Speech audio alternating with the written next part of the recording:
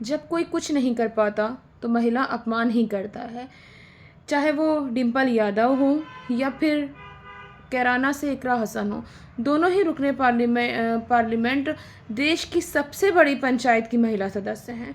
दोनों पर ही की गई टिप्पणी, चाहे वो मौलाना सादी रशीदी द्वारा हो या योगेंद्र राणा द्वारा करी गई हो, दोनों ही हर सूरत में नाकाबिले बर्दाश्त हैं। लेकिन ऐसे में एक चेहरा देखने को मिला, समाजवाद का दोगला चेहरा।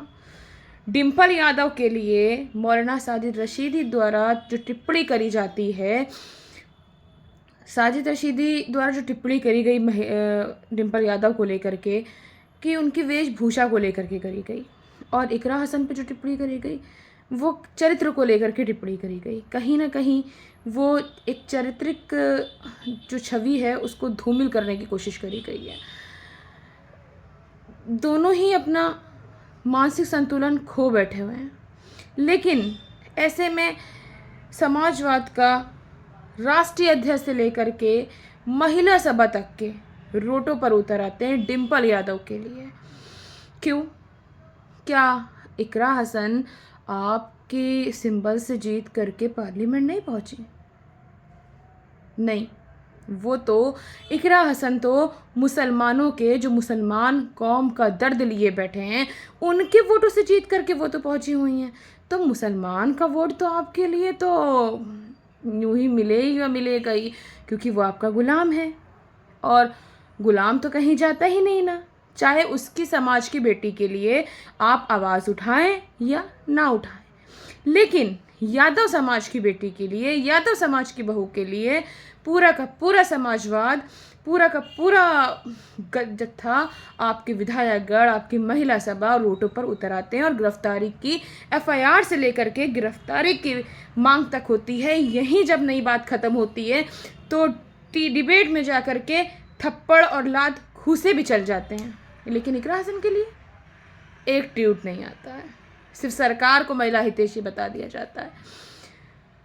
मीडिया से लेकर के सत्ता से लेकर के विपक्ष, सब के सब खामोश हो जाते हैं। जब एक मुस्लिम समाज की बेटी जो कि सांसद है, उसके लिए आवाज़ नहीं उठा रही है समाजवाद, तो आप क्या उम्मीद रखते हैं समाजवादी से कि वो आपके लिए आवाज़ उठाएंगे, आम जनता के लिए बोलेगी, जिसके खुद के विधायक जेल में बंद हों? अखिलेश यादव सिर्फ और सिर्फ टीआरपी के लिए उनसे जेल में मिलने पहुंच जाते हैं, तब जब उनकी गिरफ्तारी होती है। उसके बाद से वो पलट कर नहीं देखते हैं कहाँ है आजम खान, कहाँ है इरफान सोलंकी। लेकिन तेज पत्ता बनने वाली कौम चुनाव आने के टाइम पर तेज पत्ता बनेगी और फिर से फेंक दी जाएगी निकाल करके। मुझे उम्मीद है कि अखिलेश यादव की महिला सभा इकरा हसन के लिए भी रोडों पर उतरेगी। जैसे प्रदर्शन, जिस तरीके से गिरफ्तारी की मांग, और उम्मीद है कि अगर योगेंद्र राणा भी कहीं मिलता है तो उसको भी ठीक वैसे ही थप्पड़ से मारेगी जिस तरीके से मौलाना साजिद रशीदी को मारा था, क्योंकि दोनों की मानसिकता एक है और दोनों ही पार्लियामेंट की महिला सदस्य हैं, देश की महिला पंचायत की सदस्य हैं। और इकरा हसन की तौहीन हर उस शहरी की तौहीन है जो आइन और जमहूरियत में यकीन रखता है।